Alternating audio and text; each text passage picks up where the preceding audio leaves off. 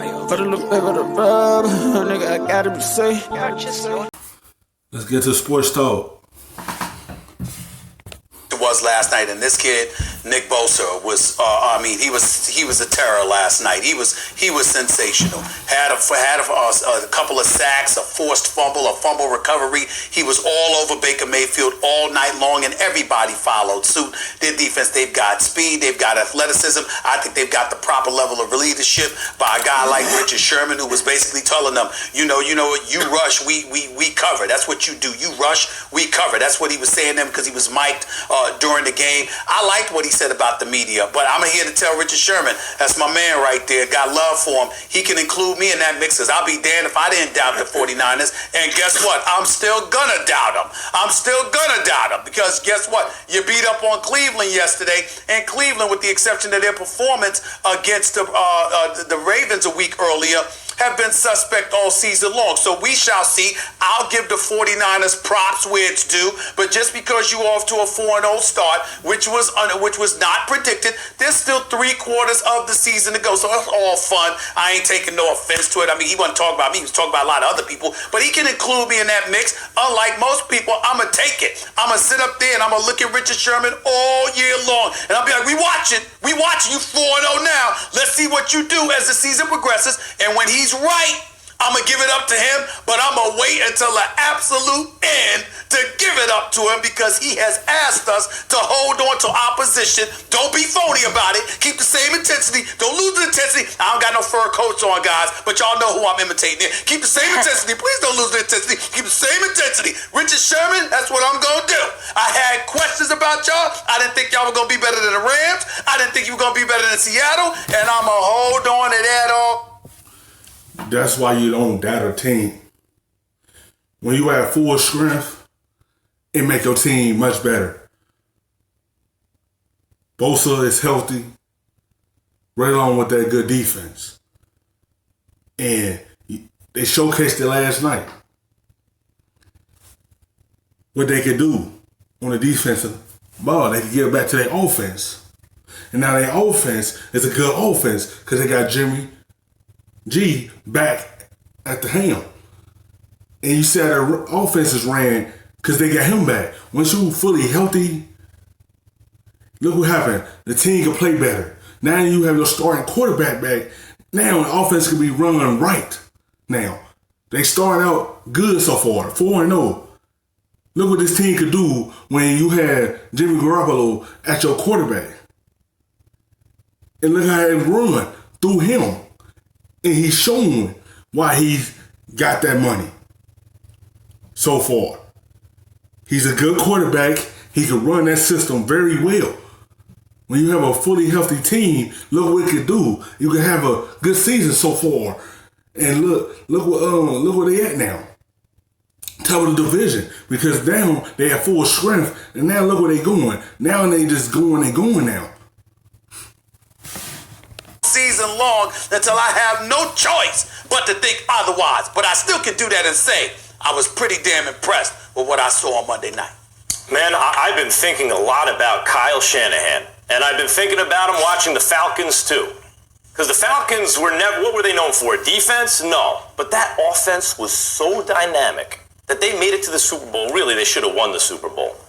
Then he goes to the 49ers. Whatever you want to say about Jimmy G, Stephen A., he looks at Jimmy G and goes, yeah, get me that dude. And he had a reason for saying that.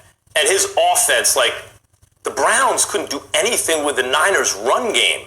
And that wasn't just because the Niners have a great run game. It's because he schemed it up. He was doing tricky stuff to lose. Now, you see how Atlanta's not doing so well? Because Shanahan offense can make your job much easier. He don't just do the same plays. He switch it up so he can keep the defense guessing. It get everybody involved. And it make your offense much easier on your QB. He get everybody touches and it works. He got different schemes for everybody on that field. And it works. Only the Falcons struggling because they missed that. That's what he did when he was there. Now he run into San Francisco, and look at now. Look how he running it. Now because he had everybody healthy now. And look at all the stuff he could run. They had the Browns confused. The Browns ain't know what to do. Because he had run different schemes after different scheme, every different plays. And he can mix everything up. And it works. The run. And it was working. There are some coaches you can see, they leave a situation as a coordinator or a coach, and that situation falls apart. The Falcons have been free-falling since he left. He goes to another place, and suddenly they're good. And it's not, coincidence. And it doesn't mean, by the way, this doesn't apply to all offensive or defensive coordinators for that matter. Sometimes they can't. It does. But the smart thing about him is he see his run game is working. So he kept running the football. Once he got them guessing it's going to be a run, flash of faith, it works. And it's keep everybody open. And he didn't go away from the run. He kept running it and then flash of faith. And he got all his wide receivers open. And everything just worked that night. And it kept the Browns guessing and they couldn't figure it out what he's going to do because he know how to switch it up. Handle, or maybe aren't ready to handle, the full responsibility of running a franchise. For example, Freddie Kitchens in Cleveland, maybe. But Kyle Shanahan looks like the truth right now. Where he leaves, it collapses. Where he goes, they're undefeated. And you can see his hands on the offense, and it's working. Well, I'll say this. I had the opportunity to be with Jed York and Kyle, and one name that isn't getting a lot of plug right now is a guy named John Lynch and what he's created as far as being a GM of the 49ers. And I had the opportunity to be with them during the Super Bowl and just listen to him talk about how he wanted to build his team. And obviously Kyle has done a phenomenal job, and I agree 100% with you, Max, as far as what he's been able to create on that offensive side of the ball. But listen, I don't care how you feel about it. I've always been this way. I always will be this way, and I'm very definitely biased. But that defense set the tone last night, and I think everybody else fed off it. What Bosa was able to do, and let's just say that he was a little amped up for something that might have happened a few years ago at a Oklahoma-Ohio State game. They just fed off of that D-line all night, and Richard coming out and getting the pick early in the game.